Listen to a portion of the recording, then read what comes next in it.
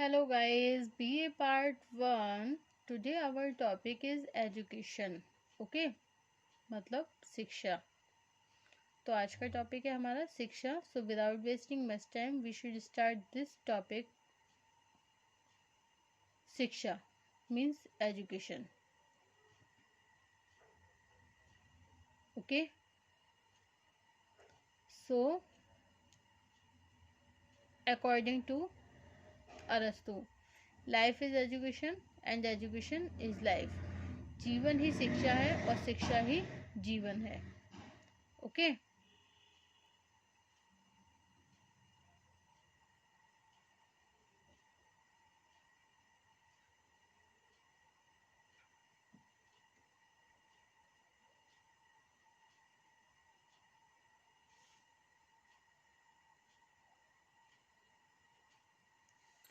Okay. वर्तमान युग में शिक्षा वह सबसे महत्वपूर्ण संस्था है जो व्यक्ति का समाजीकरण करने के साथ ही उसका बहुमुखी विकास भी करती है. वर्तमान शिक्षा ने विशेषीकरण तथा श्रम विभाजन के रूप में न केवल औद्योगिक विकास के रूप में बल्कि सामाजिक और आर्थिक विकास की आवश्यकता को पूरा करने के लिए भी इसकी एक अनुपयोगी भूमिका है. ओके. मतलब क्या है कि सामाजिक तथा आर्थिक विकास की आवश्यकता को पूरा करने में भी इसकी एक उपयोगी भूमिका है. यही कारण है कि आधुनिक समाजों में शिक्षा का एक प्रमुख रूप सामाजिक संस्था के रूप में देखा जाता है. आरंभ में यह ध्यान रखना आवश्यक है. ओके.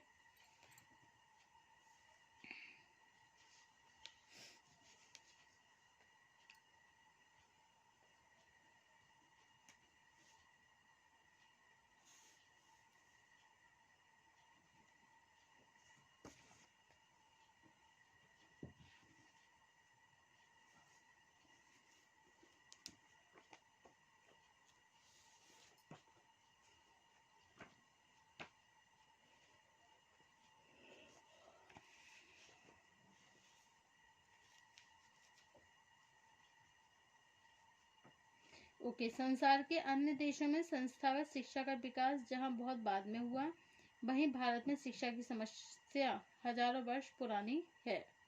यद्यपि इसके रूप से अनेक प्रयत्न होने लगे. भारत की सामाजिक व्यवस्था में व्यक्ति के जीवन को 4 आश्रमों में विभाजित किया गया.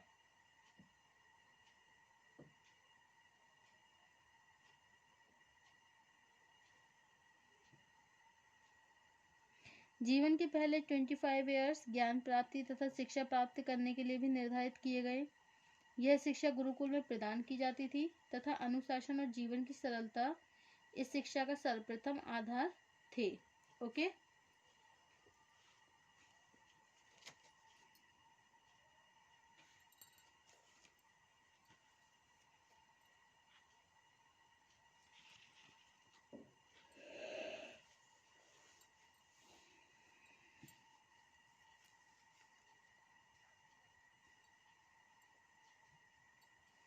ओके.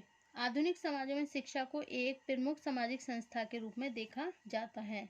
आरंभ में यह ध्यान रखना आवश्यक है कि शिक्षा का तात्पर्य केवल पुस्तकीय ज्ञान से नहीं है, बल्कि अपितु समाज की विभिन्न संस्थाएं अपने संचित अनुभवों के द्वारा व्यक्ति को जो व्यवहारिक ज्ञान देती हैं, उसका भी शिक्षा में उतना ही महत्वपूर्ण स्थान है.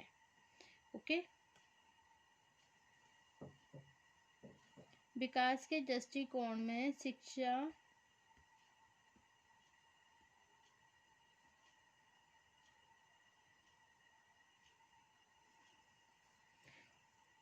उसका भी शिक्षा में उतना ही महत्वपूर्ण स्थान है. विकास के दृष्टिकोण से शिक्षा की प्रकृति को 2 भागों में विभाजित किया जा सकता है. नंबर 1 अनौपचारिक और सेकंड है औपचारिक शिक्षा. ठीक है. औपचारिक शिक्षा और अनौपचारिक शिक्षा.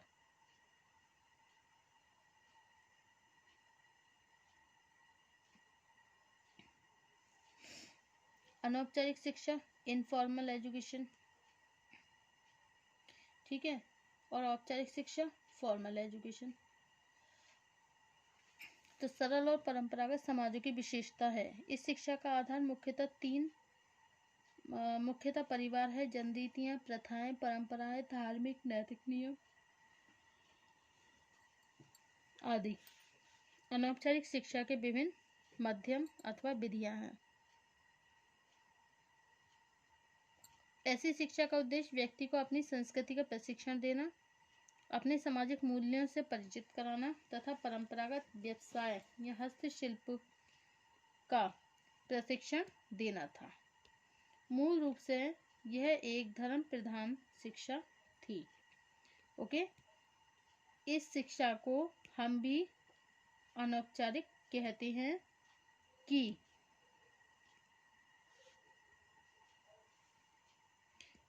वह मुख्यतः एक मौखिक तथा संगठित शिक्षा थी। धीरे धीरे जब राज्यों का प्रभाव बढ़ने लगा तथा आर्थिक विकास के लिए कृषि और हस्तशिल्पों के अतिरिक्त अनेक दूसरे व्यवसायों को विकसित करना अवश्य समझा जाने लगा तथा अनौपचारिक शिक्षा अपर्याप्त प्रतीत होने लगी। इसके फलस्वरूप विभिन्न समाजों में औपचारिक शिक्षा का व्यवसाय शुरू औपचारिक शिक्षा का व्यवसाय के रूप में व्यवस्था शुरू हो गई। ठीक है, अब है आपकी अनौपचारिक शिक्षा। फॉर्मल एजुकेशन शिक्षा वह रूप है जो तार्किक ज्ञान पर आधारित है तथा इसका मुख्य उद्देश्य औद्योगिक अर्थव्यवस्था की आवश्यकताओं को पूरा करना है। ओके,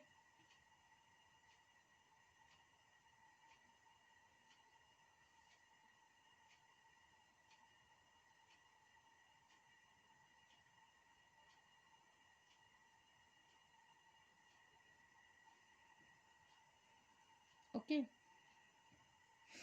और क्या होता है औपचारिक शिक्षा में? इसकी व्यवस्था राज्य तथा अन्य बड़े संगठनों द्वारा की जाती है। इसके अतिरिक्त विभिन्न व्यवसायों से संबंधित विशेषीकृत ज्ञान को महत्व दिया जाता है। परीक्षा पद्धति तथा प्रतियोगिता इस शिक्षा की प्रमुख विशेषताएं हैं। औपचारिक शिक्षा भी सामाजिक नियंत्रण का एक साधन है, लेकिन साथ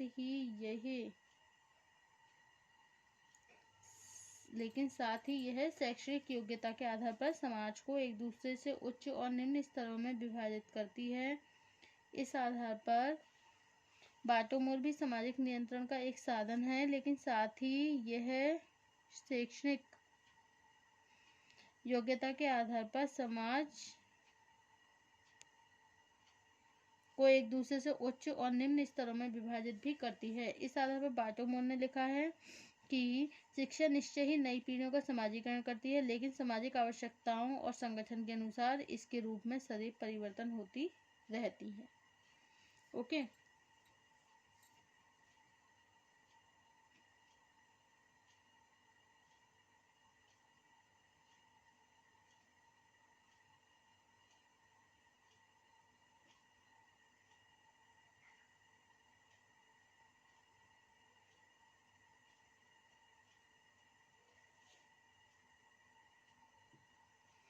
अब नेक्स्ट है शिक्षा का अर्थ एवं उद्देश्य। Meaning and objectives of education. सामान्य शब्दों में कहा जाता है कि शिक्षा ज्ञान के संग्रह तथा उपयोग की व्यवस्था है। दुर्खिम ने शिक्षा की प्रवृत्ति और इसके उद्देश्यों पर प्रकाश डालते हुए लिखा है कि शिक्षा वह प्रक्रिया है जो अधिक आयु के लोगों द्वारा उस पीढ़ी के लिए की जाती है जो सभी सामाजिक जीवन में प्रवेश करने योग्य नहीं है। इसका उद्देश्य बच्चे के बौद्धिक और नैतिक विशेषताओं का अध्ययन है।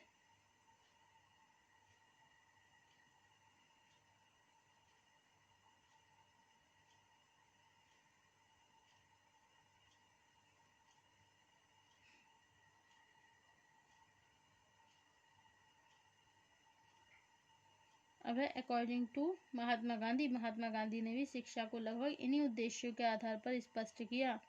आपके शब्दों में शिक्षा से मेरा अभिप्राय बच्चे के शरीर, मन और आत्मा में विद्यमान सर्वोत्तम गुणों का विकास करना है। स्पष्ट है कि शिक्षा एक ऐसा प्रशिक्षण है जो व्यक्ति को अपने पर्यावरण से अनुकूलन करने में सहायता प्रदान करता है। शिक्षा का रूप चाहे जैसा भी हो, इसका प्रारंभ परिवार से होता है, जबकि पड़ोस, खेल के साथ ही विभिन्न संघ तथा स्वयं व्यक्ति के अनुभव शिक्षा की प्रक्रिया को आगे बढ़ाते हैं। ओके।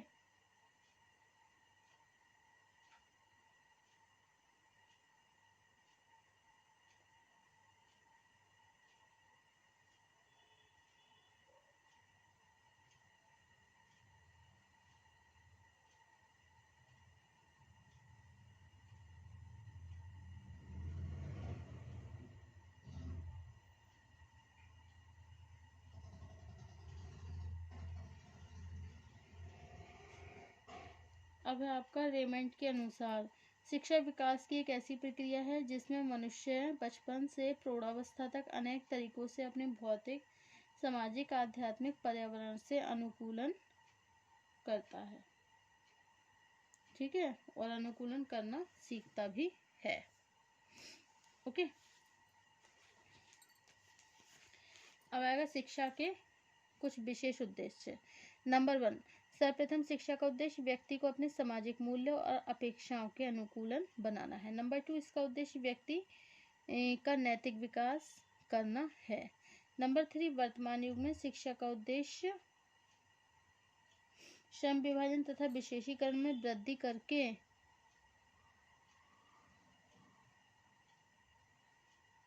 आर्थिक विकास की